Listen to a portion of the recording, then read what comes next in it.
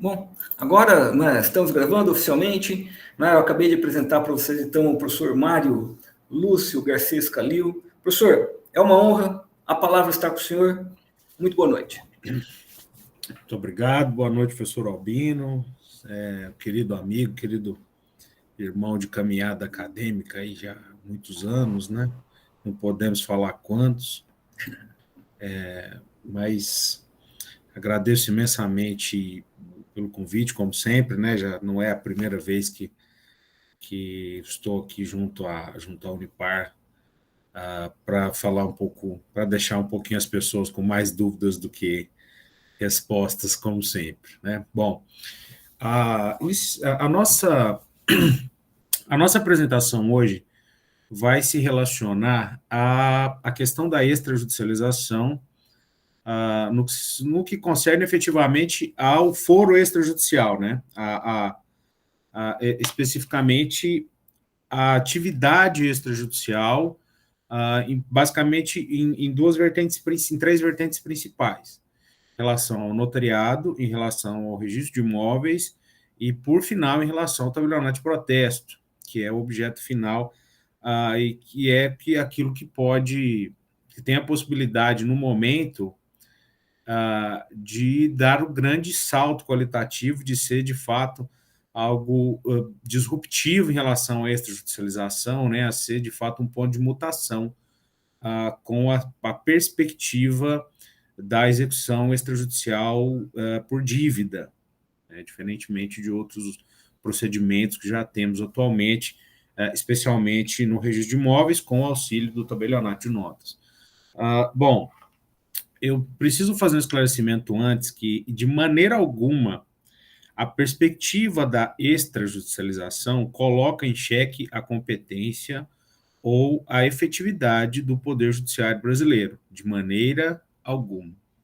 Nosso objetivo é que o Poder Judiciário, em um plano ideal, exerça a atividade para a qual é vocacionado, que é dirimir litígios que são indissolúveis fora dele, tendo que substituir a vontade das partes. O objetivo daquilo que ocorre no foro extrajudicial é resolver conflitos que são resolúveis sem a necessidade de substituição da vontade das partes em vários momentos, ou aquelas questões que se referem a ditames que independem da vontade das partes e que podem ser caracterizados como alguns procedimentos de jurisdição voluntária, que, de fato, dependem da intervenção do Estado, mas não com matéria de substituição da vontade dessas partes, que é, no final, aquilo, o motivo pelo qual, efetivamente, o Poder Judiciário existe. Então, a primeira parte dessa apresentação se relaciona a uma dissertação de mestrado apresentada recentemente, no mês passado, pelo Dr. Maurício Guedes, que é nosso advogado da Associação dos Registradores de Imóveis do Estado do Paraná, na qual ele coloca a extrajudicialização na perspectiva da efetividade e vai trazer vários dados para nós. Ele fez a gentileza de permitir que, agora que a dissertação ganhou o ISBN, agora que ela consta dos bancos de dados físicos da Universidade Federal do Paraná, ele, então, gentil como é de sua característica, né, como é característica dele sê-lo, me cedeu essa dissertação para que eu pudesse destrinchá-la e mostrar aos senhores os dados mais recentes naquilo que se relaciona ao Justiça em Números, aos dados do Justiça Aberta e dados coletados em relação a tribunais específicos, né? Lógico que o nosso ponto de comparação em relação ao Tribunal de Justiça do Paraná será o Tribunal de Justiça do Estado de São Paulo. Sem querer, por favor, não me compreendam mal, né? Eu amo o Estado do Paraná, absolutamente, né? Aqui que eu gostaria de estar há muitos anos e aqui estou efetivamente agora, mas não é possível deixar de se comparar com aquele que é o maior tribunal do planeta Terra, né? Que são os 600 embargadores. Então, não há que se buscar fora do país um plano de comparação com o maior que existe, que é o brasileiro, que é o Tribunal de Justiça lá do Estado de São Paulo. Bom, vou compartilhar com os senhores essa apresentação aqui.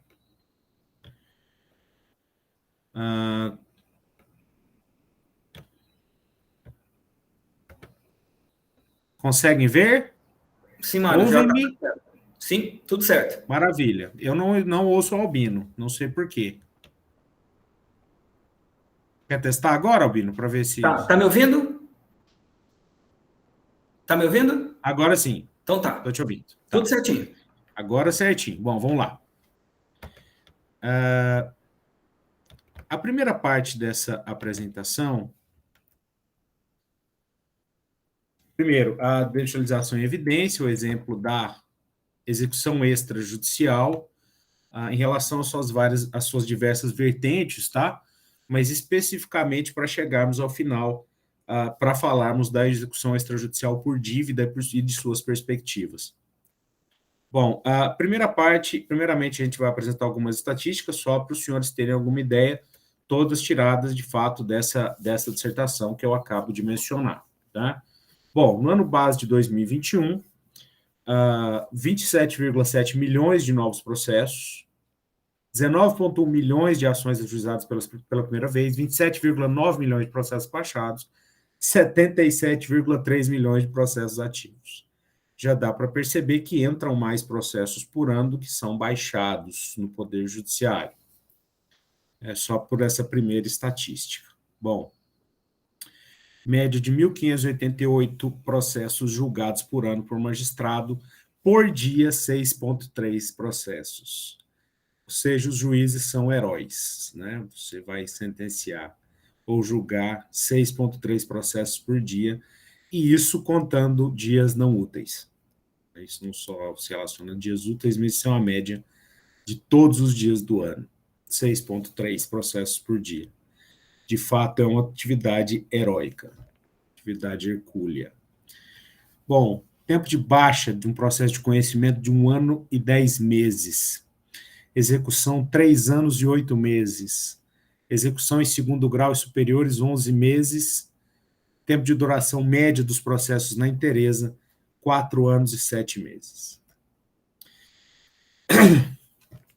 Bom, nós temos aqui alguma variação em relação ao tempo de composição do acervo, já de processos baixados e de sentenças prolatadas.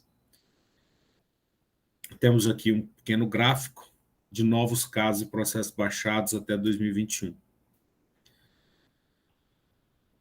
Crescimento de 6,5% de número de processos por pessoa da população entre 2010 e 2022. É um crescimento expressivo, se nós tomarmos em conta o crescimento gigantesco das formas e dos meios de desjudicialização em geral, desde a popularização da arbitragem, da instalação dos sejusques, por exemplo, ainda se observa crescimento no número de processos, no número de litígios judicializados. Bom, não é de hoje que a desjudicialização, que a extrajudicialização ocorre no sentido de tentar desafogar o Poder Judiciário dessa quantidade mastodôntica de processos que são submetidos ao crivo dos magistrados. E já podemos observar que a atividade do magistrado é nada além do que heróica. Bom, desde 97 observa-se o protesto de títulos, né, que antes você tinha um procedimento diversificado para protesto das letras, etc. Agora você tem uma serventia especificamente para isso, desde 97. Uma virada de chave fenomenal foi a lavratura do inventário da partilha em separação, divórcio e inventário por escritura pública. Isso, de fato, foi uma virada de chave que efetivamente foi capaz de desafogar grandemente o Poder Judiciário nesse ponto. Tá? Reconhecimento extrajudicial da paternidade, e por aí vai, sendo que a última modificação significativa foi a alteração administrativa do nome, tá? Inclusive por razões de gênero, junto aos registros civis de pessoas naturais. Isso me parece ser uma mudança paradigmática gigantesca relacionada a algo que, mesmo para o Poder Judiciário, com toda a possibilidade, toda a amplitude probatória que lhe caracteriza, era algo complicado e hoje é feito sem maiores dificuldades no foro extrajudicial. Bom, execução extrajudicial da alienação fiduciária em garantia. No Estado de São Paulo, em 2020, março de 23, 144.876 processos iniciados no foro extrajudicial. É muita coisa, tá? Em 6,54% foi consolidada a propriedade, ou seja, o devedor não pagou, tá?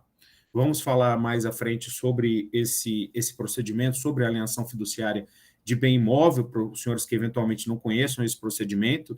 É muito comum para aqueles que trabalham, que advogam no direito bancário, tal, mas talvez alguém ainda não tenha familiaridade com esse procedimento. Pode ficar tranquilo que vai ser explicado daqui a pouco. Bom, quase 50% de desistência do procedimento pelo credor, ou seja, em praticamente metade desses procedimentos, houve acordo, e a pessoa continua a pagar suas parcelas normalmente, um resultado que eventualmente não poderia ser alcançado judicialmente, em decorrência, inclusive, da necessidade de pagamento de custos, honorários, etc. Bom, de janeiro de 2020 a março de 23, 1.766.519 processos. Em São Paulo, 501.695. Note a quantidade de processos somente no estado de São Paulo. Bom, a média da tramitação da execução em alienação fiduciária de bem imóvel, no Tribunal de Justiça de São Paulo, no foro extrajudicial lá, nos registros de imóveis do estado de São Paulo, 434 dias. A média total, tá? A partir do momento no qual o banco requer ao registrador de imóveis que dê início ao procedimento com a intimação, em regra pessoal do devedor, até a consolidação da propriedade e o leilão e aquele imóvel ir à praça, a propriedade ser consolidada em nome de terceiro e ser registrado novamente na matrícula, 465 dias no Paraná. 15 a 150 dias nos registros de imóveis, tá? Se é judicializado, 434 ou 465 dias. Se não é judicializado, esse procedimento termina entre 15 e 150 dias dentro do foro extrajudicial no estado do Paraná. Retificação extrajudicial, a famosa, isso pode ser feito hoje administrativamente, a retificação da matrícula do imóvel. Em relação ao judiciário do estado de São Paulo, entre janeiro e março, 84.353 procedimentos, sendo 72.395 concluídos. Praticamente metade, dada a margem de erro, metade deferido, metade indeferido, que é absolutamente normal. De retificação, processos, 10.445 novos no Brasil, 1.406 em São Paulo, 1.133 no Paraná. Em relação à retificação, se ela for feita judicialmente, no estado de São Paulo, leva em média 3.467 dias para terminar. Se ela for feita judicialmente no Paraná, leva 418 dias. Se ela for feita no foro extrajudicial, ou seja, a famosa retificação administrativa, leva em média 30 dias para ser concluída. Isso se não tiver suscitação de dúvida, evidentemente. Em relação ao uso campeão extrajudicial, primeiro uso campeão, em São Paulo, iniciados 9.663 processos e 72.395 concluídos de antes, né? Indeferidos, 27 e 44, deferidos, 37 e 37. Isso judicialmente. 225.430 novos procedimentos de uso campeão no Brasil, judiciais, 63.615 em São Paulo, 18.483 no Paraná. Média da uso capião judicial e extrajudicial. Uso capião judicial, feita aquela ação de uso capião, e acho que a boa parte dos colegas aqui já deve ter proposto e acompanhado algumas, que é uma ação relativamente comum. 1.841 dias a média brasileira, 1.201 dias no Tribunal de Justiça do Paraná, e nos registros de imóveis de 60 a 365 dias. Isso, 365 dias, se houver alguma citação, se houver alguma... se observar a falta eventual de algum documento, porque a lei determina que esse procedimento deve se iniciar e terminar dentro do prazo de 90 dias dentro do foro extrajudicial. Adjudicação compulsória. A adjudicação compulsória, em regra, é feita no foro judicial, mas atualmente existe a possibilidade de que esse mesmo procedimento da adjudicação compulsória, aquele que tem súmula do STJ, relacionado ao compromisso de compra e venda, não cumprido, que é possível adjudicar, etc., esse procedimento judicial no Brasil, novos processos, 61.046, média para resolver 932 dias. No Paraná, 3.053 novos processos, 383 dias para resolver. Não há ainda estatísticas relacionadas a esse procedimento. É extremamente novo, tá? Ele passou a ser possibilitado uma lei, a partir de uma legislação do final de 2022, né, que começou a ser regulamentada a efetivamente vigorar em 2023. Por exemplo, o nosso Código de Normas do Foro Extrajudicial aqui do Paraná, somente a última reforma que trouxe dispositivos relacionados a esse procedimento de adjudicação compulsória. Bom, nós notamos aqui um aumento significativo de despesas aqui, uma crescente de despesas até 2019 e uma baixa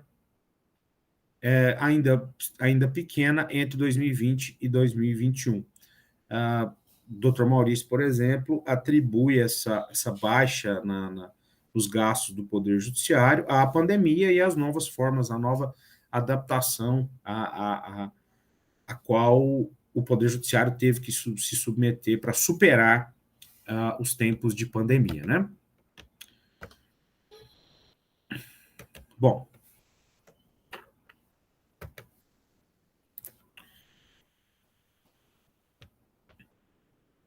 atualmente, despesas totais 103,9 bilhões, média por processo pendente anual R$ 1.343,73, né?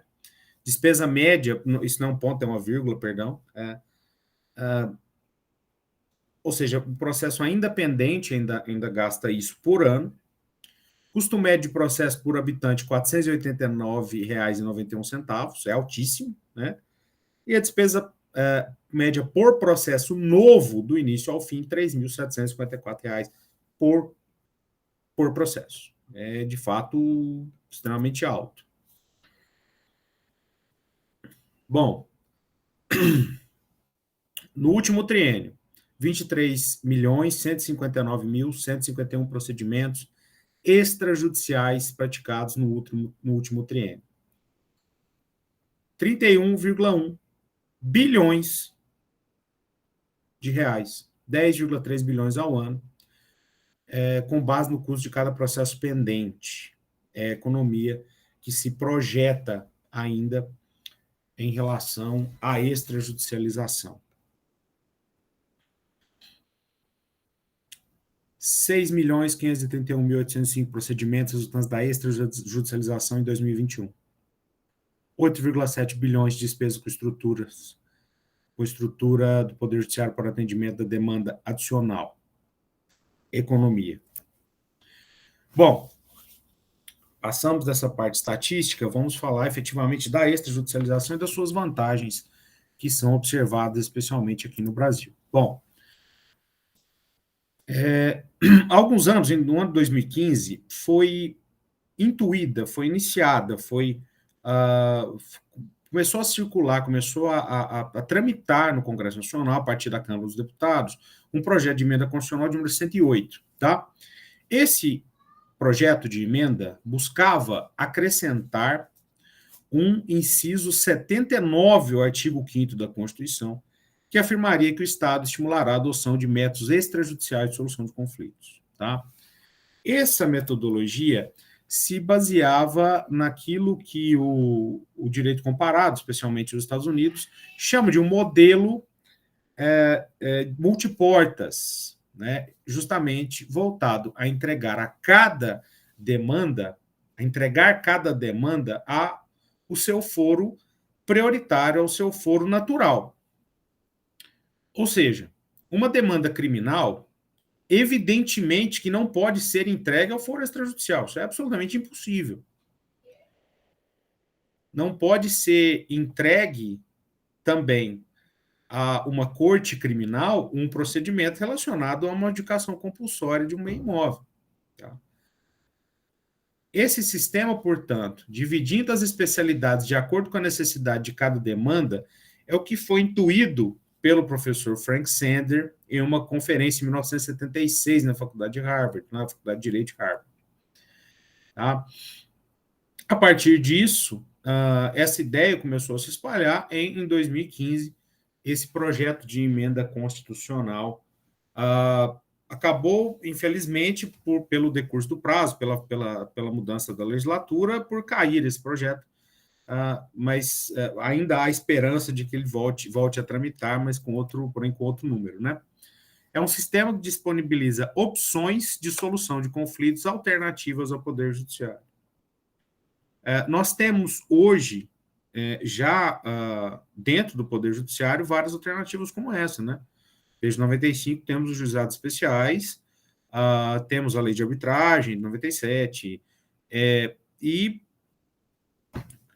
depois, e a partir da intervenção do CNJ, há os próprios sejusques, que muito aliviam o Poder Judiciário, vocês podem ter máxima certeza disso.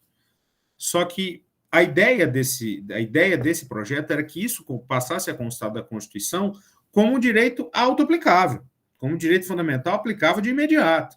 Não como um direito social, por exemplo, mas como um direito que as pessoas pudessem demandar diretamente, né, dizendo, eu tenho direito a essa forma extrajudicial de solução de conflitos, né? E é uma ideia que o próprio Código de Processo Civil já traz, né? Ao presumir, o novo Código de Processo Civil, 2015, ao presumir a necessidade de uma audiência de mediação, ao presumir que as partes tentarão, antes de dar seguimento ao litígio, tentar se conciliar, pelo menos presumidamente. Bom, as serventias extrajudiciais têm basicamente três grandes funções em comparação ao foro judicial. Primeiro, uma função profilática, que é a de prevenção de litígios. Como? As serventias extrajudiciais vão buscar, não vão nem buscar eliminar o conflito no nascedouro, vão buscar fazer com que o conflito sequer possa ocorrer. Dando publicidade, autenticidade, segurança e eficácia aos atos, evita-se que demandas nasçam, por exemplo, sobre a propriedade de um bem imóvel. Ora, se eu tenho uma escritura de compra e venda e essa escritura de compra e venda foi registrada e consta lá o registro que determina que a propriedade daquele imóvel é meu, ele será meu para todo sempre, a não ser que algo extremamente específico aconteça. Por exemplo, o abandono desse bem e uma outra pessoa que lá passe ocupando esse imóvel com ânimo de dono durante o prazo da prescrição aquisitiva para o usucapião. Por exemplo, pode ocorrer, por exemplo, uma desapropriação, mas essa desapropriação tem que ser, em regra, indenizada, salvo o plantio de psicotrópicos e tal, que são espécies são hipóteses ainda mais excepcionais, certo? Enquanto a atuação judicial busca resolver o litígio posteriormente à sua existência, o conflito que já existe, aqui a atividade extrajudicial fixa um direito a priori, impedindo o nascimento de um litígio. Segunda função é a pacificadora. Suponhamos que esse conflito, mesmo assim, tenha efetivamente nascido, tá? Após essa instalação, por exemplo, a atuação notarial, preventivamente, pode atuar de forma antiprocessual. Por exemplo, se houver um conflito relacionado a um inventário ou uma separação ou um divórcio, um conflito patrimonial relacionado concernente a essas relações. Temos aí um falecimento com alguns herdeiros. Antes que esse inventário se torne litigioso dentro do Poder Judiciário, é possível que o próprio notário, que o próprio tabelião de notas, já estabeleça dentro do seu tabelionato uma resolução de conflitos que vai ser cristalizada por intermédio de uma escritura. Ou seja, o conflito já existe, ele foi resolvido, sem a necessidade de recorrer ao Poder Judiciário ou a um terceiro que substituísse a vontade das partes. Não, o tabelião simplesmente guiou as partes à melhor solução consensual naquele caso específico. A função 3 é justamente a de desjudicializar. Resulta dessas funções anteriores, filtrando as demandas e impedindo-as de alcançar o foro judicial, caso tenha o agente extrajudicial, tenha o delegatário, os poderes suficientes, os poderes bastantes para dirimir esse conflito. Por exemplo, no caso da usucapião extrajudicial, a decisão do registrador de imóveis muda o mundo, no sentido de que, a partir daquele momento, a propriedade foi considerada adquirida de forma originária por aquele que pleiteou essa usucapião. Esse procedimento, então, não alcançará o Poder Judiciário, salvo por alguma questão, uma arguição de nulidade, mas isso são algumas hipóteses que simplesmente existem para que não se ignore o acesso à jurisdição, que é um direito fundamental consagrado pela Constituição. Então, não se pode simplesmente afirmar que não acontecerá, porque é possível. Mas são hipóteses nas quais eu efetivamente não consigo nem pensar numa hipótese na qual isso aconteça, ou tenha frutos, especialmente em procedimentos que são bem colocados pela legislação e regulamentados, por exemplo, pelo Conselho Nacional de Justiça. Bom, alguns procedimentos que existem no registro de imóveis ainda são poucos procedimentos em comparação com a quantidade de processos judiciais que é possível se lucubrar.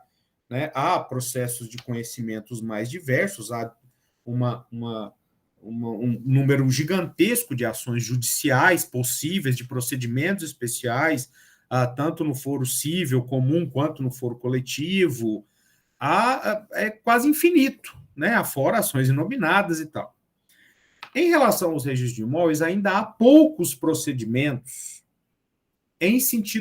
no sentido mesmo que tenha o processo administrativo, por exemplo. Tá?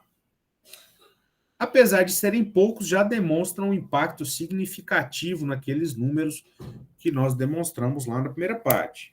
Bom, a primeira delas é da execução extrajudicial em alienação fiduciária e garantia de bem imóvel. O que é isso?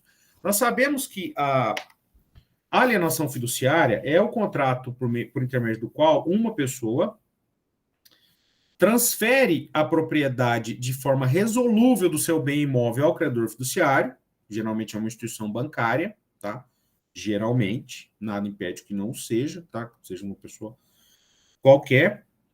E essa propriedade pode se resolver, por estar sob condição resolutiva, para o devedor ou para o credor. Caso o devedor pague a sua dívida, essa propriedade se resolverá para ele. Caso ele entre em mora e não purgue essa mora de acordo com o procedimento colocado pela legislação, essa propriedade vai se resolver para o banco, que não poderá adjudicá-la para si, em decorrência do Código Civil proibir expressamente o pacto comissório, né? Mas vai ter que mandar esse imóvel para um leilão ou, efetivamente, a posteriori, a entrar em acordo em relação a alguma dação em pagamento, etc. Fato é que nesse procedimento, sem qualquer intervenção imediata do juiz, do representante, do membro do Poder Judiciário, o devedor será notificado pessoalmente pelo oficial do registro de imóveis, ou este poderá delegar essa notificação ao oficial do RTD, ao registro de títulos e documentos, tá?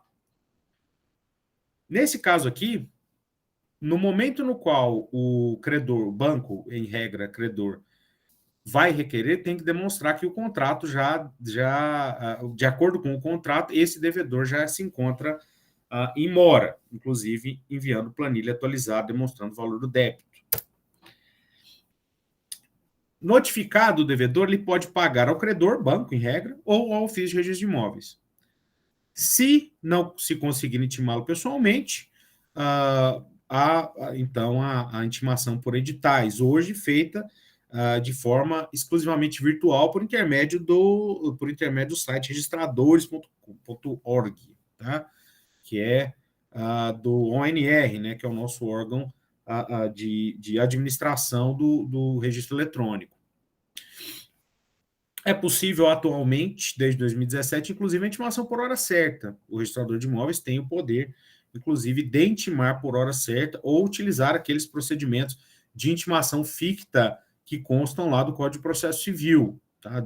Até porque isso é uma decorrência natural da fé pública da qual esses oficiais são investidos.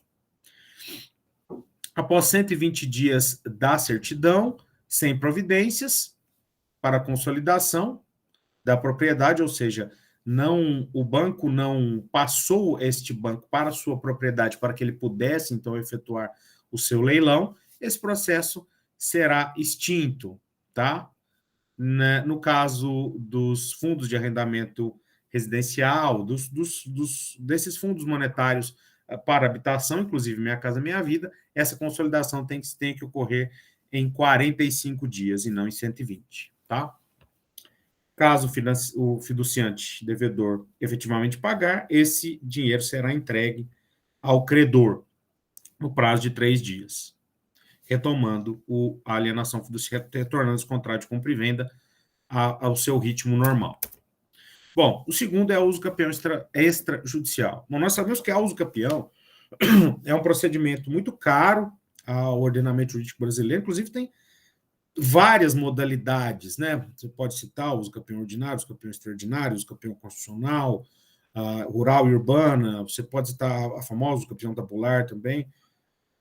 No caso, esses procedimentos, em regra, podem ser feitos, podem tramitar perante o foro extrajudicial, sem a necessidade de uma ação declaratória de uso campeão.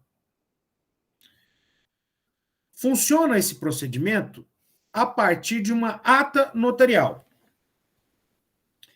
Essa ata notarial é um instrumento lavrado pelo tabelião de notas que se encontra na circunscrição de localização do imóvel, que vai provar documentalmente atos e fatos que, em seu conjunto, comprovem a posse com ânimo de dono dentro do prazo necessário para a aquisição originária da propriedade, dentro do prazo prescricional de uso campeão. Tá? Para isso, o notário pode chamar testemunhas, pode pedir fotos, documentos e, especialmente, deve ir até o local conferir a existência dessa posse, efetivamente, essa ocupação, podendo constatar em loco a existência e a possibilidade de que essa posse tenha se iniciado na data declarada por aqueles requerentes. Todas as espécies de uso campeão podem ser arguídas extrajudicialmente, salvo a uso campeão administrativa, que está lá na Lei de Regularização Fundiária de Interesse Social, que é uma hipótese extremamente especial aqui. Tá? É interessante que haja o justo título, em regra, a regra, pelo menos aqui na nossa comarca, é que seja um contrato de compra e venda. A regra é que seja um compromisso de compra e venda que jamais foi registrado, o famoso contrato de gaveta, secular o contrato, existe há muito tempo. A pessoa, inclusive, paga os impostos territoriais, sejam urbanos, sejam rurais, e tem como comprovar tudo isso. Inclusive na maioria das vezes, exerce atividades econômicas paralelas dentro daquele imóvel, né? Mas a sua comprovação efetiva geralmente é um contrato de compra e venda. Raramente uma escritura não registrada, por exemplo. Bom, esse procedimento se orienta sob a orientação do oficial do registro de imóveis, sem intervenção do Ministério Público ou sem necessidade de homologação judicial. Só o registrador de imóveis vai determinar aquilo que ele necessita ver, aquilo que ele gostaria de ver para fins de comprovação dessa posse e do seu prazo, tá? Mas é necessário observar todas as cautelas que se adotaria na via judicial. Por exemplo, é necessário que os confrontantes estejam cientes e essa ciência seja demonstrada por intermédio de assinatura, por exemplo, de declarações que vão constar da própria ata notarial, tá? Terceiros interessados, vamos ter que colocar, por exemplo, eventuais herdeiros para falar e tal. E os entes públicos têm que ser intimados também, regra serão por carta, União, Estado e o município no qual se localiza o imóvel, serão notificados por carta e geralmente não demonstrarão interesse algum nessa transferência de propriedade, nessa declaração de aquisição da propriedade. O registrador vai protocolar o requerimento, vai autuá-lo, indicar as peças apresentadas, numerá-los e formar um processo, efetivamente. Tá? Tem que prorrogar a prenotação, para os colegas que podem não compreender essa terminologia, o que é absolutamente normal. A prenotação é um estado de preferência, cria um estado de preferência. No momento no qual você protocola um processo no judiciário, se ele estiver válido, ele induz litispendência, não é? A lide está pendente a partir daquele momento ou estará retroagindo aquele momento do início da ação. Aqui não há litispendência, aqui há a prenotação. A partir desse momento, no qual um título é prenotado, por exemplo, uma escritura pública, nada vai adentrar essa matrícula dentro do prazo de preferência que foi dado àquele título, certo? Em regra, esse prazo é de 20 dias úteis ou, no caso da regularização fundiária, 40 dias úteis. No caso da usucapião extrajudicial, o prazo vai se iniciar no dia do protocolo e vai terminar no dia que encerrar, tendo prazo máximo de 90 dias para terminá-lo, tá? Tem que ser notificados entes públicos e será elaborado o competente edital para intimação de terceiros eventualmente interessados. Os prazos de manifestação são de 15 dias, transcorrido o prazo, há o registro direto da aquisição originária da propriedade. Aqui há uma possibilidade legal, a própria Lei de Registros Públicos diz que o registrador poderá verificar em loco o imóvel, né? É usucapiendo, né? Saiu errado aqui. Para mim, não é nenhuma possibilidade. Eu penso que isso seja um dever do registrador de imóveis, que ele compareça e possa atestar de forma bem similar àquilo que consta da ata notarial, a existência daquela posse durante determinado prazo. Tá? Bom, a adjudicação compulsória extrajudicial, nós sabemos o que é a ação de adjudicação compulsória. Se eu firmo um contrato, um compromisso de compra e venda de determinado imóvel com uma pessoa e essa pessoa deixa de cumprir o seu dever contratual, por exemplo, de custear a escritura ou registro, ou inclusive de comparecer ao tabelionato de notas para assinar essa escritura, dentro de determinado prazo, não sendo possível esse cumprimento, pode o titular desse direito real de aquisição pleitear que lhe seja registrado esse bem, tá? Transferência pode ser extrajudicial, pode ser requerida pelo credor dessa obrigação, geralmente a pessoa que adquiriu o imóvel, tá? Nada impede que seja o alienante do imóvel também a requerer que seja transferido para o adquirente, né? É possível pensar nessa possibilidade. É necessário apresentar documentos comprobatórios dessa inadimplência, especialmente o contrato e eventual notificação de cobrança ou provas da impossibilidade dessa lavratura. Um caso de impossibilidade da lavratura dessa escritura é o falecimento do vendedor. Né? Nesse caso, a nossa legislação, inclusive, determina a necessidade de que tenha sido registrado o inventário, o competente inventário nessa matrícula, inclusive com a possibilidade de retirar esse imóvel dessa matrícula de acordo com a aquiescência dos herdeiros, que é o que geralmente acontece. Bom, é necessário que o credor tenha todos os documentos, tá? É preciso, agora, definitivo, é necessária a lavratura de ata notarial que consolide essa documentação, que consolide essa situação mediante fé pública, sendo que o procedimento, de regra, começa com a notificação do devedor, se for possível.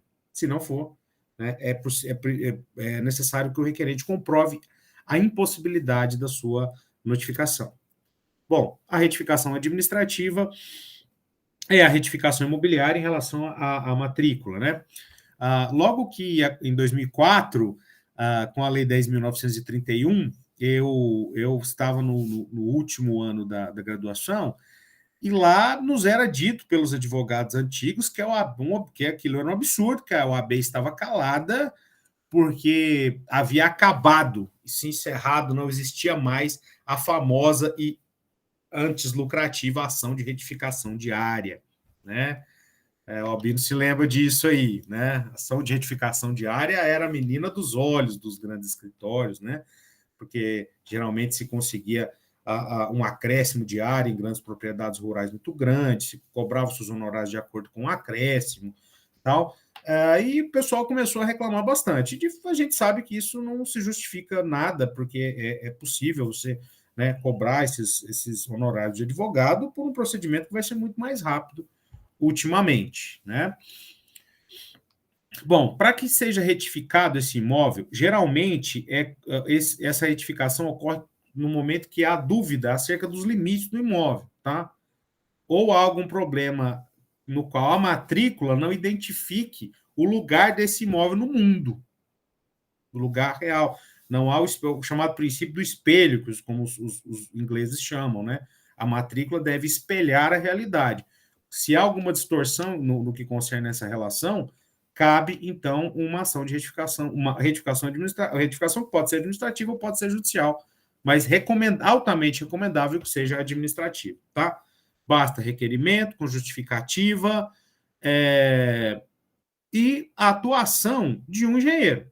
Esse engenheiro deve atestar com a sua responsabilidade técnica, deve apresentar os mapas e deve comprovar que aquela matrícula deve ser modificada, deve ser retificada por determinado motivo.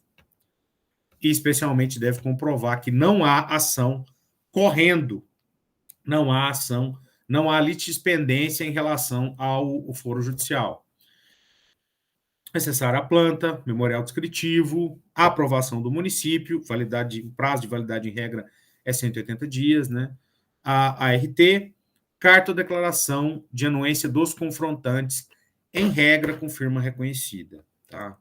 Os confrontantes, então, vão atestar, de fato, esse terreno tem que ganhar tantos centímetros de margem para o outro lado, para o lado da calçada, para o lado desse outro terreno, sob pena de não corresponder à realidade. Caso seja impugnado, esse procedimento se tornará judicial, mas, em regra, seguirá um procedimento sumário, tá? Salvo se a questão se relacionar a direito de propriedade mesmo, né? Ao direito de propriedade em si e não ao bem imóvel. Bom, uma modalidade de retificação administrativa, que é das mais conhecidas, que está em voga hoje, é o chamado georreferenciamento do imóvel rural, tá? Há uma controvérsia sobre a necessidade do que seria um georreferenciamento urbano acerca de uma norma da ABNT que cita o Código de Defesa do Consumidor, uma confusão louca. A gente simplesmente ignora esse tipo de coisa, porque, de fato, é impossível, né? Nesses termos, né? Necessidade, até porque pense em um georreferenciamento urbano para cada imóvel, isso seria a mixórdia total, a anarquia total em relação a uma malha fundiária urbana de qualquer cidade. Mas, em relação à malha fundiária rural, isso é bem possível, em decorrência da extensão dessas propriedades, tá? É um procedimento obrigatório para conhecer o formato do terreno, inclusive relevo, tá? Características, confrontações e coordenadas a partir do sistema de georreferenciamento, tá? A lei é de 2001, mas os prazos ainda estão vigentes. O penúltimo prazo é agora no mês 11, tá? O último prazo, efetivamente, é no ano de 2025. Aí, todos os imóveis rurais deverão estar, em tese, georreferenciados, tá? Não tem multa nem penalidade, mas nenhum ato pode ser praticado em relação à matrícula daquele imóvel, tá?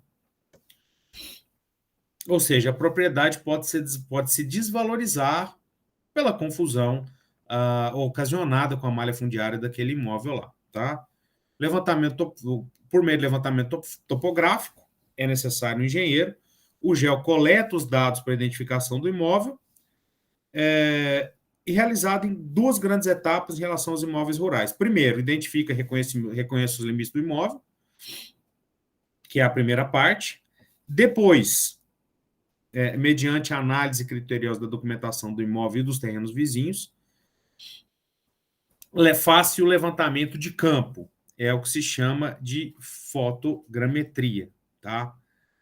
Em relação aos marcos territoriais, vai se identificar onde no planeta Terra se encontra demarcado aquele imóvel rural, tá? É possível, inclusive, hoje fazer por veículo aéreo não tripulado, né? Que facilita bastante, especialmente em regiões caracterizadas pelo relevo, como é aqui o norte do Paraná. Os dados são validados pelo INCRA, é emitido, então, o famoso CCIE, que é o Certificado de Cadastro do Imóvel Rural, tá? Necessário contratar um profissional sempre, tá? Se você for advogado aí se o seu cliente necessitar praticar esse referenciamento, procure um bom profissional para indicar para o seu cliente, que isso é muito importante.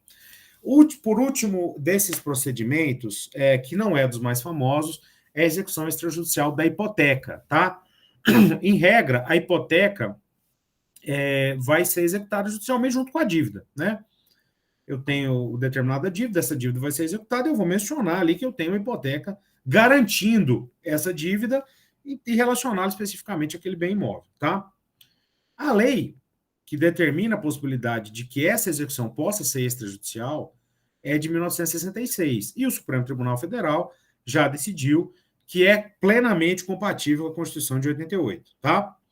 O credor pode ou executar judicialmente ou iniciar o procedimento extrajudicial dos artigos 31 a 38 do decreto. Pode solicitar a execução de dívida, promover a notificação do devedor por intermédio do cartório de títulos e documentos, né, dos registros de títulos e documentos, tá? Em 20 dias o devedor deve purgar a mora, senão o imóvel será automaticamente levado à praça. É uma forma absolutamente fantástica de poupar tempo, porque o procedimento é extremamente célere e, obviamente, que pode ser questionado judicialmente, mas a iniciativa desse questionamento deixa de ser do credor e passa para o devedor, o que já é uma gigantesca vantagem. Tá? Bom, última parte, não vou mais encher tanto o saco dos senhores aqui, só para a gente acabar, é a possibilidade da execução extrajudicial de dívida, né? Tá, execução por dívida contra devedor solvente, que a gente aprende na faculdade, é justamente isso, porém, feita pelos tabelionatos de protesto. Em Portugal, há a Lei 32 de 2014, que diz que constitui um procedimento extrajudicial pré-executivo, facultativo, destinado a identificar bens penhoráveis e torná-los indisponíveis, porém disponíveis à execução. Por intermédio de requerimento inicial, a plataforma do Ministério da Justiça. Ou seja, lá não há dentro foro extrajudicial. E também não é um procedimento de execução completo. Simplesmente, extrajudicialmente, eu vou poder indicar quais bens são penhoráveis para que eventual procedimento de execução possa atingi-los diretamente. O projeto 6204/2019 do Senado Federal, tá? Especificamente da senadora Soraya Tronic, né? Tronic, nunca sei pronunciar aquele nome, apesar dela ser de Mato Grosso do Sul, né? Que afirma que essa execução extrajudicial civil será regida pela lei, subsidiariamente pelo Código de Processo Civil, não podendo as partes serem incapazes, condenado, preso, etc., que de fato são aquelas pessoas que necessitam da curatela jurisdicional, né? Quem vai ser o responsável por impulsionar essa execução extrajudicial? O tabelião de protestos, exclusivamente. Deve exercer funções de agente de execução e será assim denominado para os fins desta lei, ou seja, o tabelião de protesto oficial da lavratura, do oficial do tabelionato de protestos, passa a ser chamado, no âmbito desse procedimento, de agente de execução, incumbindo a ele examinar o requerimento, os requisitos do título, a prescrição, decadência, como, né, existe a controvérsia ainda em relação aos tabelionatos de protesto, se devem examinar ou não a ocorrência de prescrição e tal, mas aqui está clara a lei. Efetuar a citação do executado, citação, não se fala em intimação no projeto. Efetuar penhora avaliação, realizar atos expropriatórios, realizar o pagamento do exequente e extinguir a execução. Suspender a execução por ausência de bens, consultar o juiz para sanar dúvida, ou seja, restringe-se aqui a possibilidade de judicialização dessa execução, porque ao agente de execução é que cabe sanar as dúvidas junto ao juiz competente e encaminhar dúvidas suscitadas pelas partes ou terceiros por decisões não reconsideradas. As decisões do agente suscetíveis de causar prejuízo poderão ser impugnadas por suscitação de dúvida, ou seja, não é procedimento autônomo, é um processo administrativo de suscitação de dúvida perante o próprio agente em 5 dias, tá? Se não reconsiderar a decisão, encaminhará a dúvida em 5 dias para apresentar uma manifestação diretamente ao juízo. A decisão que julgar a suscitação é irrecorrível, diferentemente da suscitação de dúvida que acontece, por exemplo, no registro de imóveis, né, em relação à qual cabe efetivamente recurso de parte daquele que apresenta a dúvida. Na mensagem do projeto, lê-se que os dados do CNJ indicam que apenas 14,9% dos processos de execução são satisfeitos em relação ao crédito, enquanto a taxa de congestionamento é de 85,1%. Ou seja, de cada 100 processos de execução tramitando em 2018, somente 14,9 tiveram baixa definitiva nos mapas estatísticos. Nós sabemos que o principal gargalo do Poder Judiciário, e isso as estatísticas do Tribunal de Justiça de São Paulo, novamente, não deixam mentir, o principal gargalo é a execução fiscal. Não há dúvida. É uma percentagem gigantesca de processos relacionados à execução fiscal que vão ter uma liquidez insignificante e continuam a abarrotar o Poder Judiciário. Tá? Ocorre que a Associação dos Magistrados Brasileiros, a AMB, apresentou uma nota técnica dizendo que era contrária a esse projeto, dizendo que era ilegal e inconstitucional esse projeto, porque atos expropriatórios só o juiz pode praticar, e como nós vimos aqui o tabelião de protesto é o que os praticaria. O projeto contraria princípios fundamentais da jurisdição, como juiz natural, indeclinabilidade e indelegabilidade, contraria a inafastabilidade jurisdicional, tende a tornar a execução menos efetiva, se é que isso é possível, né? É inadequado para realizar os fins a que se propõe, e a solução para o excesso de demanda não se resolve por supressão de competências constitucionalmente atribuídas a esse poder. De fato, esse último é o mais preocupante. O objetivo nunca foi suprimir competências do Poder Judiciário. Pelo contrário, é simplesmente deixar o Poder Judiciário com aquelas atribuições constitucionais que representam a sua vocação, tá? Tornando, portanto, mais apto e mais efetivo. Bom, o desembargador Joel Dias Figueira Júnior, que é um entusiasta da execução extrajudicial, afirma que essa execução extrajudicial tende, sim, a diminuir o número, a diminuir a inadimplência e mediante uma economia brutal para o próprio Poder Judiciário. Bom, até porque há vários títulos que não são levados a protestos e que precisam ser executados perante o Estado. Muito obrigado a todos os senhores. Espero ter contribuído de alguma forma. Fala, Mário. Bom, Mário, primeiro agradeço já a tua disponibilidade, a apresentação. Com certeza, Mário, esse projeto teve alguma. Né, eu acabei, né, lendo alguns comentários críticos sobre ele, por exemplo, dizendo que ele seria inconstitucional, né, porque a questão toda estava se seria obrigatório ou não levar para o campo dos serviços extrajudiciais de execução. Né, salvo engano, depois até surgiu um outro projeto que, na verdade, ele tratava de uma questão de garantias. Né? Ele não era bem essa É situação. uma modificação relacionada seria um novo formato de execução Exatamente. hipotecária, mas não é muito. Exatamente. É, E, enfim, mas me parece aí que, até onde eu fiquei sabendo, eu estava conversando com o professor Medina sobre isso, sim. há, por parte de alguns congressistas, né, esse desejo de levar à frente. Né? Uhum. Então, veja, Mário, vou abrir a palavra para todo mundo aqui, para o questionamento, mas eu queria te fazer já de início. Né, a sua impressão, hoje você está inserido, né, nos serviços extrajudiciais, Sim. o que você pensa, né, qual é a tua impressão sobre a questão da estrutura desse serviço no Brasil, né, Uhum. e para que eles aportem, né, cada vez mais essa ideia da extrajudicialização, inclusive com a execução. Eu queria ouvir um pouco de vocês Sim, sobre essa perfeito. possibilidade. Perfeito, muito obrigado, professor. Eu vou lhe responder muito objetivamente, tá? O último estado, todos os senhores sabem que o serviço extrajudicial hoje é privatizado no Brasil todo.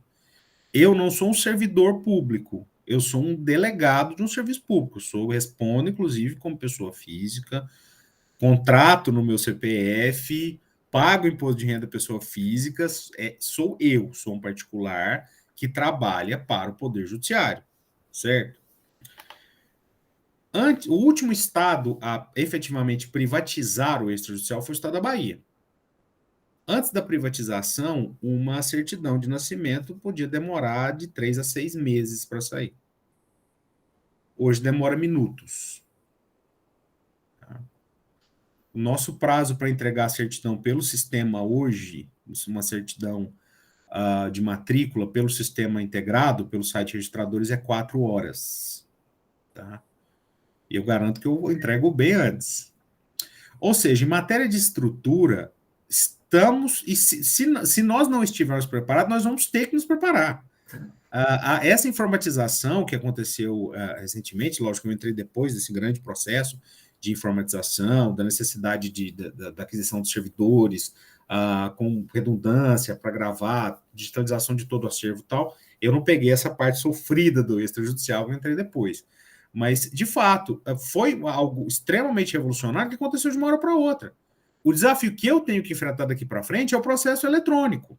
É o registro de imóveis eletrônico. E que vai chegar. Então, professor, não há algo, não há, por sermos particulares e não estarmos, não termos os entraves que são naturais da administração pública e necessários, tá?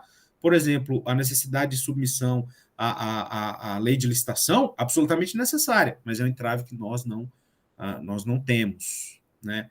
Então, assim, em decorrência disso, é que seria o foro ideal para que isso acontecesse. Em relação ao professor Medina, conversei com ele sobre isso também, em uma outra oportunidade, e, de fato, ele se manifestou reticente em relação a isso, e com toda a razão. Por quê? Ele enxerga a possibilidade de ocorrer como ocorreu com a arbitragem. A arbitragem que deveria salvar o mundo em relação às grandes causas, que tudo é judicializado hoje. Mesmo que sejam pequenas partes do processo de arbitragem, alguma coisa se consegue para tentar atrasar o processo, atrasar o cumprimento do laudo arbitral. E é lógico que essa preocupação tem que existir aqui.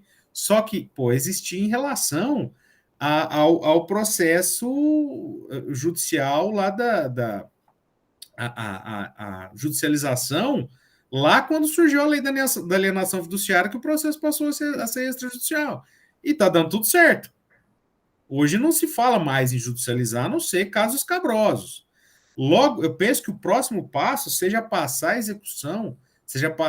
a execução da alienação fiduciária e a reintegração do leasing dos veículos automóveis. para nós.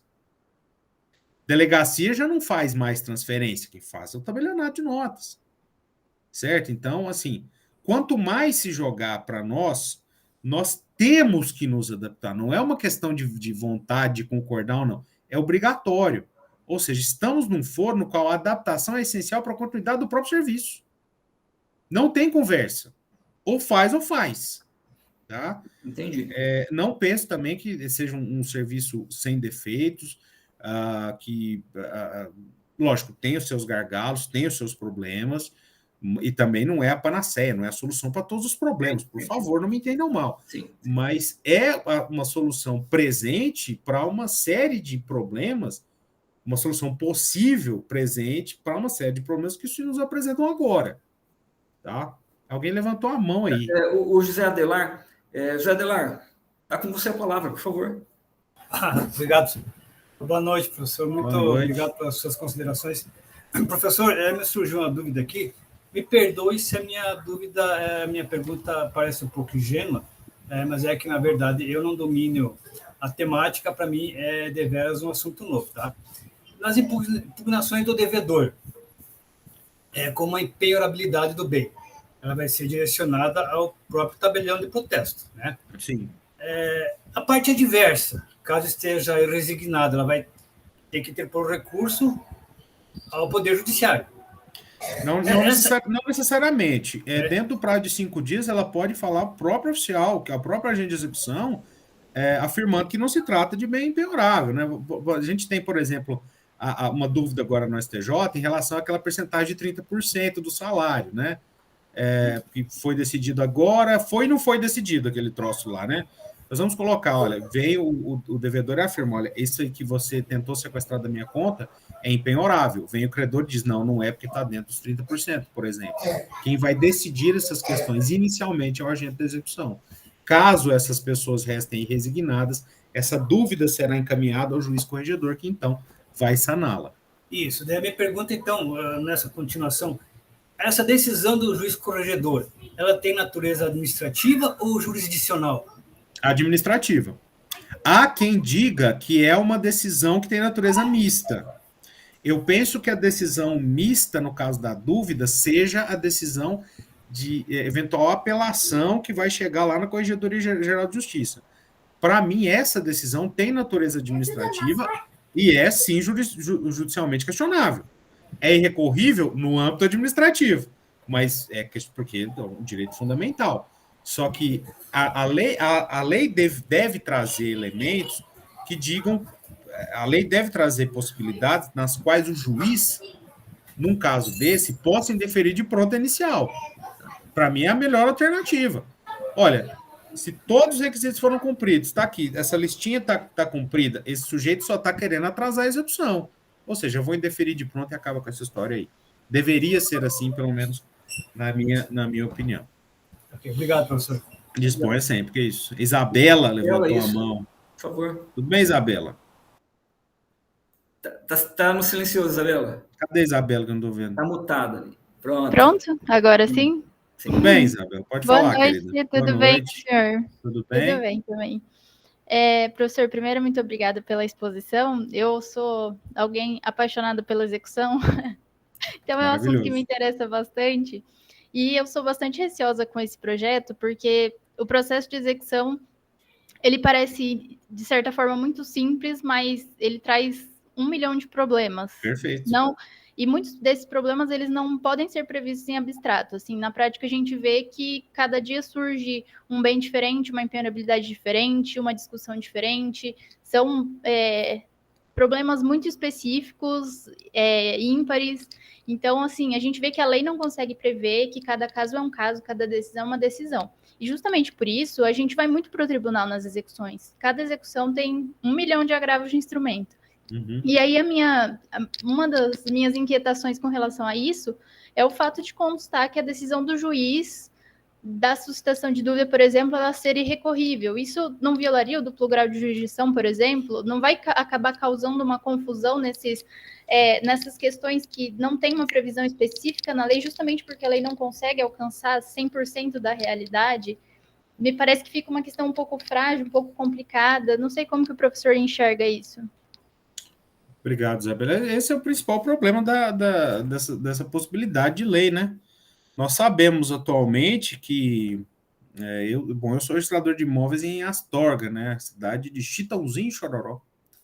E fiquei sabendo hoje que da ganhadora do último BBB também. Não sei quem é, mas fiquei sabendo disso. Astorga é uma cidade relativamente pequena. Nós sabemos que um sujeito esperto, com um advogado corajoso, quebra uma cidade como Astorga e não paga nada.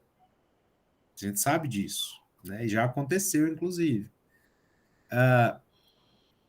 Mas esse advogado corajoso é o que vai ser o responsável por encontrar trocentas falhas na execução e se utilizar de infinitos meios de impugnação, certo? O fato da decisão na dúvida ser irrecorrível não quer dizer que essa decisão não seja impugnável. Entendeu?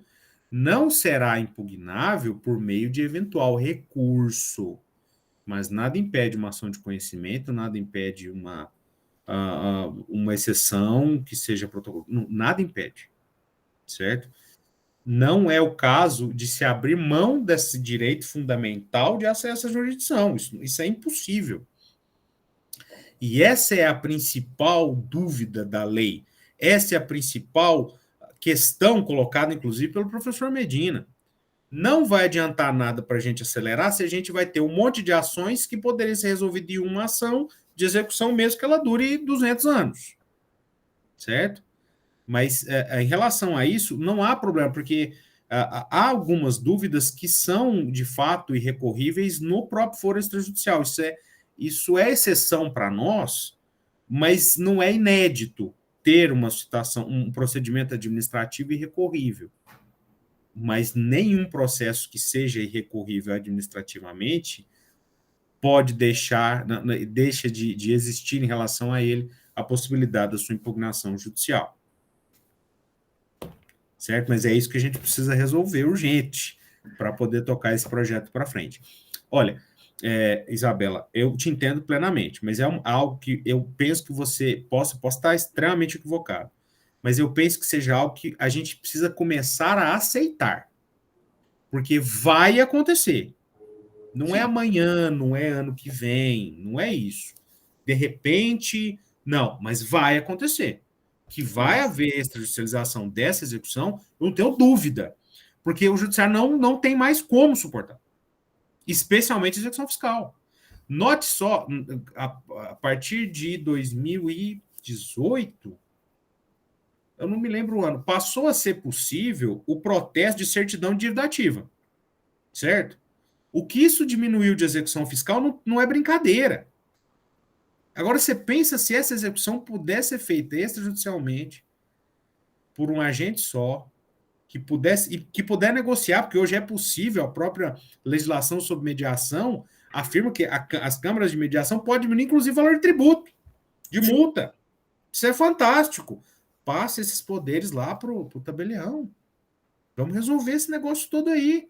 Lógico que não vai ser amanhã. Muita discussão ainda precisa incidir sobre esse caso. Muita ainda. Mas é inevitável.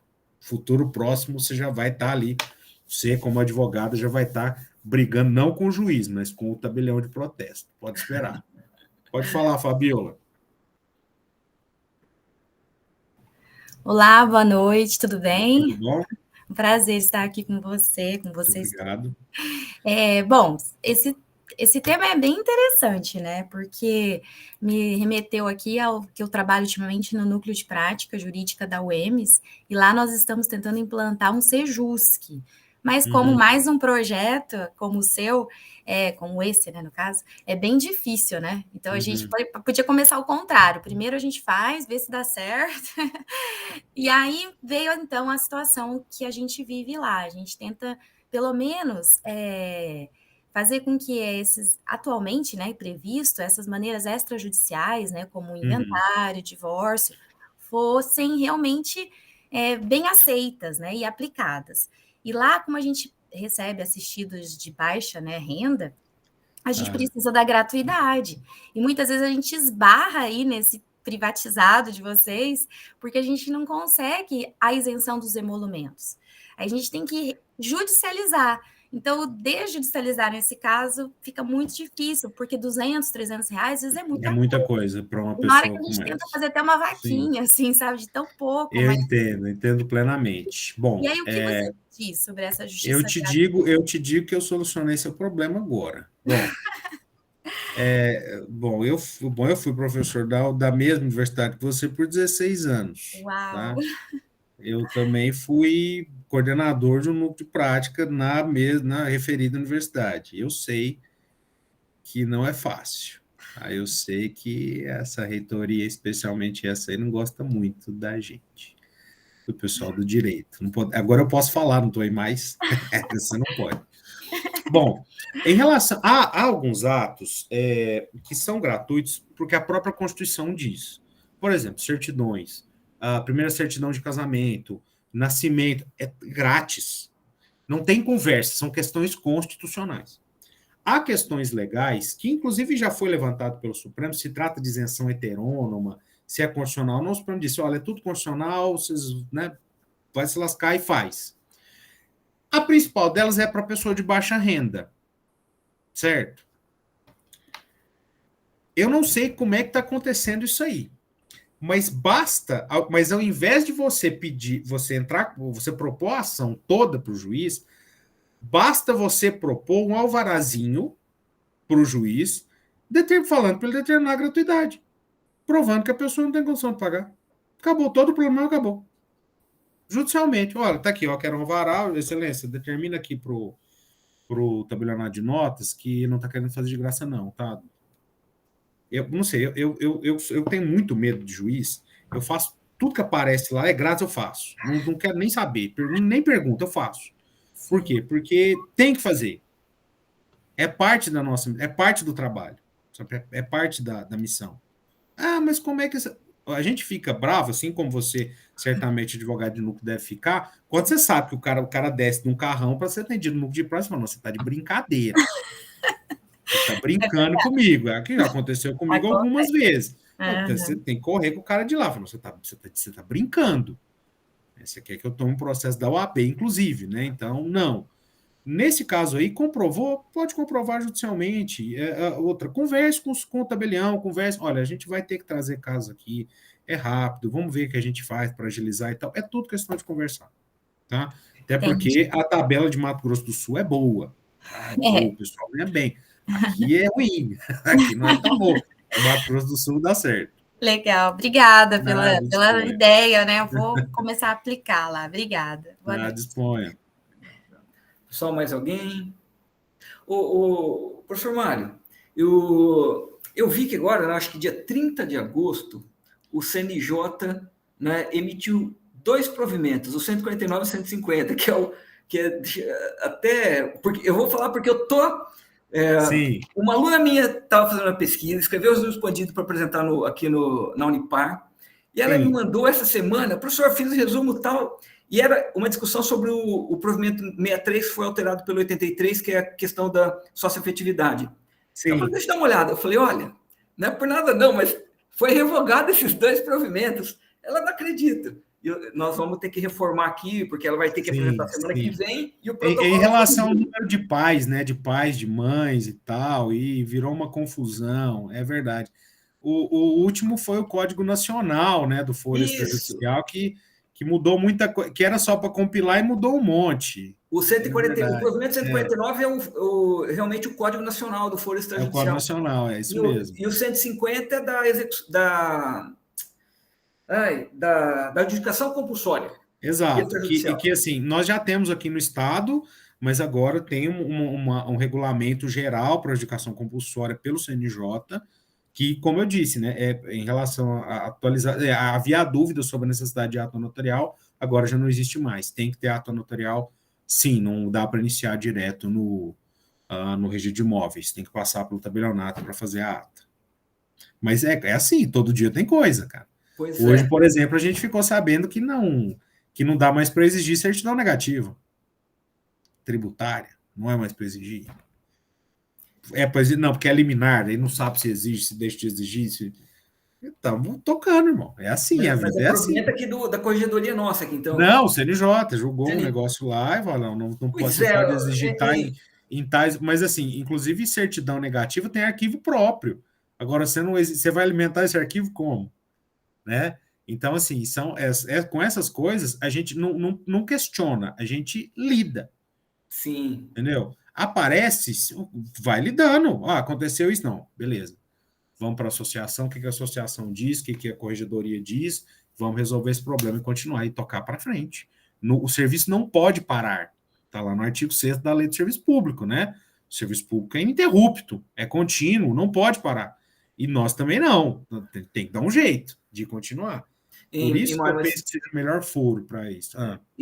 Assim, o que eu acho interessante, na verdade, é como, né, o CNJ tem regulamentado, não é, como ele tem atuado, né? Eu vi até esses tempos atrás uma crítica sobre esse poder de regulamentação do CNJ, né? Eu vi um palestrante falando sobre isso. Mas, de fato, está acontecendo muita coisa, né?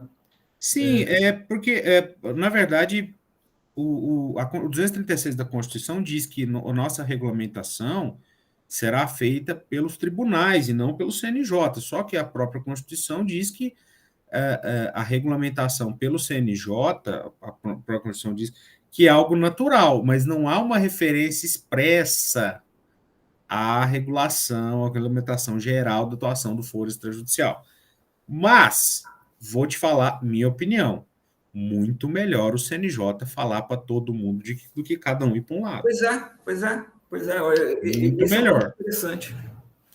Porque, lá, se cair no STJ, você tem representantes do STJ. Se cair no Supremo, você tem representante do Supremo. Tem representante da magistratura, do Ministério Público. Tal. Decidiu, é para todo mundo cumprir, muito melhor do que ter, por exemplo, que aguardar a legislação. A legislação até que nos últimos anos saiu rapidamente em relação ao foro extrajudicial. E até agora, né? Temos uma reforma significativa agora no próprio ano de 2023. Mas é muito mais interessante o CNJ dizer uma regulamentação geral que os códigos de normas dos estados deverão cumprir, uniformizando diversas questões que seriam controversas, caso tivéssemos que aguardar a legislação ou própria manifestação do Supremo Tribunal Federal, porque a gente tem que tocar o serviço. Sim. Certo? Não tem que tocar, não tem jeito. Não tem como não fazer isso, sabe? E o CNJ, na minha opinião, tem acertado bastante. Não tenho muita coisa, não tenho nada contra, não, sabe? É lógico, né? O pessoal está cobrando agora uma manifestação do CNJ acerca do poliamor, da união poliafetiva, que é a nova questão sensível, né? Agora que tem que ser regulamentada, concordo. Mas o CNJ tem que observar um Código Civil que desencoraja o concubinato de qualquer forma, certo? E tem que observar uma Constituição que, em que pese ter o Supremo dito que a expressão lá a expressão mulher compreende qualquer pessoa, que é uma união entre duas pessoas, beleza, mas entre duas. Continua sendo duas, né? Então temos que lidar com a Constituição e o Código Civil. Não dá simplesmente para regulamentar por cima desses dois instrumentos, tá? Mário, então vai demorar um pouco. Bom, para finalizar, você comentou essa questão da função profilática dos serviços extrajudiciais. Eu acho muito interessante isso, porque realmente o Poder Judiciário hoje a estrutura dele não suporta, né, a quantidade de demandas, de casos que possam acontecer, ainda mais numa sociedade complexa, né, e de conscientização de direitos, enfim. O que eu queria te perguntar, eu sei que tem uma resolução do CNJ, eu não lembro o número dela agora ao certo, mas que ela incentiva que esses foros extrajudiciais, né, o notas, enfim, o tabelionato, o registro de imóveis, eles possam resolver possíveis litígios por meio de conciliadores e mediadores, né? Como é que está caminhando isso, Mário? Porque assim, até onde eu lembro, tem que fazer a formação de pessoas que vão atuar. Sim, tá? E esse é que é o grande problema. A 125 do CNJ, tá? Certo. Assim, em relação a cada especialidade, especificamente em relação a problemas concernentes ao tabelionato de notas, ao registro de imóveis, ao tabelionato de protesto, etc., os tabeliões podem fornecer o serviço de mediação, tá? De mediação de conflitos, não de conciliação. De conciliação qualquer pessoa pode fazer, vamos falar sério, né? Assim, de mediação, mas a mediação pressupõe que você seja um mediador com formação. Certo. E essa formação é muito difícil acontecer. Eu já tentei trocentas vezes fazer essa. Não existe como. Ou esgota, ou o tribunal não fornece, ou não dá. Essa é a primeira barreira. Eu tenho 4 funcionários. Meus 4, nenhum tem essa formação, que é impossível obter. E nem eu tenho. E outra coisa, a gente esbarra também nos emolumentos que são horrorosos para fazer essa mediação. O pagamento é ínfimo, é muito pequeno, certo? Então, assim, é algo que ou você faria simplesmente por uma questão missionária mesmo, né? Para você, de fato, ou pensando futuramente que um ato que você pratica ali de mediação pode resultar num ato que vai te fazer lucrar em algum ponto, por exemplo, um registro, por exemplo, notas, vou praticar uma mediação que vai me resultar futuramente numa escritura que eu vou lavrar, beleza, mas pelo dinheiro que se paga pela mediação é inviável, né? Ou seja, 2 principais problemas. A impossibilidade de formação mesmo, que o CNJ não libera esses cursos para qualquer pessoa, e segundo, os emolumentos, que não são dos melhores também. Não, mas eu entendo você até aqui, tá? Eu tenho essa formação, a Ana Paula também tem, não lembro se mais alguém tem aqui. Realmente é preciso, se é uma tendência na ideia dessas formas, né, adequadas de resolução de conflito, é preciso pensar numa legislação, inclusive, né, de remuneração, né, porque está bem abaixo mesmo, isso ainda não tem, né, Ana Paula, não tem algo que se torne viável todo o sistema. E é preciso difundir também. Sim. A cultura da conciliação, a cultura da mediação precisa ser difundido. Pô, nós temos um país que, pô, no começo do século XX, na primeira metade do século XX, a ideia doutrinária era desincentivar o acordo. Foi. O Código de Processo Civil era deselegante chegar a um acordo, porque a discussão, a retórica era o fundamento do processo judicial e tal. Hoje nós sabemos que não é. Hoje nós sabemos que não. Pô, a gente sabe. Você lembra como você peticionava quando você advogava, no começo da sua advocacia? Eu lembro como eu peticionava. Petições de 25, 20, 30 páginas era comum. Hoje, o cara tem que apanhar, com razão, porque não dá mais tempo. Tudo bem, a cultura tem que mudar, só que enquanto o CNJ não determinar que isso tem que ser difundido, e que é necessário que o curso seja conciliação, mediação, justiça restaurativa no final, muito pouca coisa vai mudar, porque isso não vai ser difundido da forma correta, especialmente depois a valorização. Certo. Olha, porque assim, vamos colocar em comparação com o juiz arbitral. O juiz arbitral tem que ganhar bem. Tá certo, tem que ganhar muito bem. Porque ele às vezes vai lidar com questões técnicas extremamente específicas e tal. Talvez o mediador não seja um especialista tão evidente quanto sei lá, vai chegar o juiz arbitral para tratar de questões portuárias e estruturais. É um cara que tem 10 no mundo que entende o que ele entende. Sim. Lógico, vai haver mais mediadores do que esses juízes arbitrais. Mas existe a necessidade, sim, de se possibilitar, de se valorizar o serviço, inclusive com base naquilo que ele proporciona de economia. Certo? Se a abordagem vai ser economicista, que se parta desse ponto. Olha, você vai economizar bilhões, você tem que ganhar legal para você poder exercer bem o seu serviço, né? Senão fica igual aquela história que nós temos agora o histórico. Antes, pelo menos em Mato Grosso do Sul, havia uma remuneração para o conciliador no juizado especial. Não era lá muita coisa, não sei se está atualmente, mas tinha, né? Depois passou a ser voluntário. Sim. Certo? Porque voluntário que passou a contar ponto para concurso também, né? E o pessoal caiu nessa e continuou, encheu de gente querendo ser voluntário e beleza. E o tribunal na boa, sossegado. certo? Então, assim, eu concordo plenamente. Há necessidade de valorização, porque por mais que os voluntários sejam bem intencionados, você não tem um profissional mediador, o que é grave. Assim como você tem um profissional árbitro. Deveria ser assim, né? Você tem profissionais efetivamente que praticam, que trabalham com mediação o tempo todo do dia desse. R$50, eu lembro disso aí. Mas é R$50 há 20 anos já, tá? A atualização segue, nem a inflação está batendo, tá? Então é praticamente voluntário, né? É isso Na aí. prática é voluntário. Então, nesse ponto, falta bastante, tá? E, de Legal. fato, é uma vocação que as serventias extrajudiciais têm, é justamente atuar na conciliação e na mediação, mas, em decorrência desses problemas aí, não tem sido tão viável. Legal. Bom, é isso aí, pessoal. Chegamos aqui ao fim aqui da nossa noite, né, do nosso dia de boas reflexões. Professor Mário, mais uma vez, agradeço imensamente, Mário. Poxa, toda vez que eu convido, o Mário aceita, né, já levei na graduação, agora, né, tive a oportunidade de trazer aqui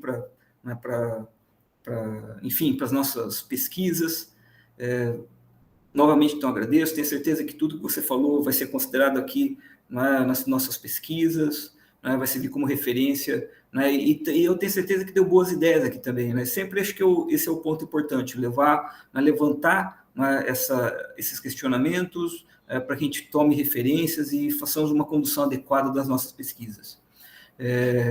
Bom, para os nossos mestrandos, egressos, né, para quem está na turma 2, semana que vem, aula com o professor Medina, tá? Lembrando aí que aula mesmo, hein? Aí aula, semana que vem. Aí manja, hein? Aí entende. Aula com o professor Medina, e durante a tarde e à noite, eu não sei se ele já avisou, né, nós vamos ter um evento em conjunto com a graduação, tá ok? Então, o pessoal que vem para a aula, nós vamos ter aqui no período da noite, né, junto com a graduação. Já ouvi falar, já. Uma palestra com o professor Medina.